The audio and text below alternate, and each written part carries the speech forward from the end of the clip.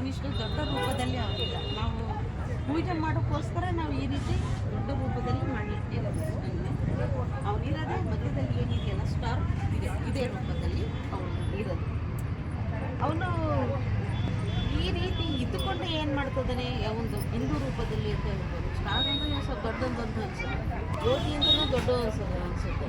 ಒಂದು ಪಾಯಿಂಟ್ ಅಂತ ಇರ್ತೀವಲ್ಲ ಬೆನ್ನಲ್ಲಿ ಒಂದು, ಅಷ್ಟೇ ಪರಮಾತ್ಮ ಇರೋದು. ಅಷ್ಟು ಪರಮಾತ್ಮ ಚೈತನ್ಯ ಇದ್ದನು. ಇಡೀ ಜಗತ್ತು ಮನುಷ್ಯಾತ್ಮರುಗಳಿಗೆಲ್ಲ ಹೆಂಗಪ್ಪ ಶಕ್ತಿಯನ್ನು ಕೊಡ್ತಾನೆ, ಬೇಡದವರಿಗೆಲ್ಲ ಹೆಂಗೆ ವರವನ್ನು ಕೊಡ್ತಾನೆ ಅಂತಂದರೆ